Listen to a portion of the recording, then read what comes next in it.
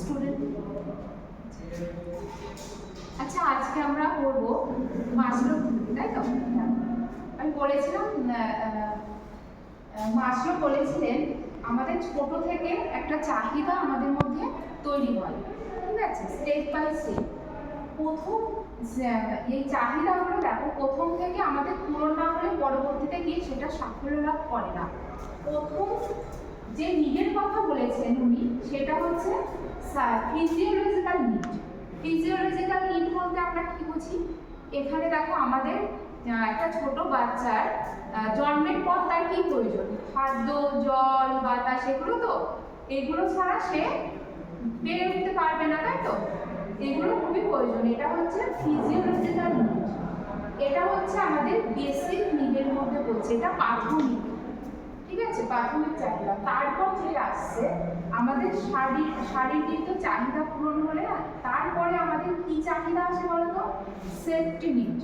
Safety need মানে দেখো আমরা প্রথমে কি খাদ্য, জল, বাতাস এগুলো তো পেলাম, তারপর আমাদের প্রয়োজন হয় আত্মরক্ষার, মানে নিজেকে সঠিকভাবে যাতে আমরা থাকতে পারি, আমাদের একটা সিকিউরিটি থাকে, সুরক্ষা থাকে। সেক্ষেত্রে দেখবে আমাদের বাবা মা আমাদের খুব ভালো করে সুরক্ষিত করে রাখে। তারপর দেখো তারপরে স্টেপে কি হয়? এই সেফটি নিড যখন পূরণ হচ্ছে তখন হচ্ছে বিলঙ্গিংনেস অ্যান্ড লাভ নিড। তারপর কিন্তু আমাদের ভালোবাসাও দরকার হয়। বাবা মা আমাদের কি করে? ভালোবাসে, কেয়ার করে। এই যে আমরা স্কুল কলেজে এসে কি হয়, শিক্ষকরা, আমার শিক্ষক শিক্ষিকারাও আমাদের ভালোবেসে পড়াচ্ছে, তাই না? এটা হচ্ছে বিলঙ্গিংনেস অ্যান্ড লাভ নিডের মধ্যে পড়ছে, ঠিক আছে। দেখো তারপর হচ্ছে এস্টিম নিড। এস্টিম নিড মানে আত্মশ্রদ্ধার চাহিদা, তাই না? এখানে কি বলছে? এখানে আমরা চাই সবাই আমাকে গুরুত্ব দিক, আমি যেটা করছি আমার মতামত গুরুত্ব দিক। বা এই বিভিন্ন দেখবে স্কুল কলেজে কি হয়, আমাদের কোনো কাজের দায়িত্ব দিলে আমরা খুশি হই, তার মানে আমাদেরকে গুরুত্ব দিচ্ছে। এখানে হচ্ছে এস্টিম, ঠিক আছে। তারপর যেটা বিহেভ নিড হচ্ছে সেলফ অ্যাকচুয়ালাইজেশন। সেলফ অ্যাকচুয়ালাইজেশন মানে কি বলছি আমরা বলতো?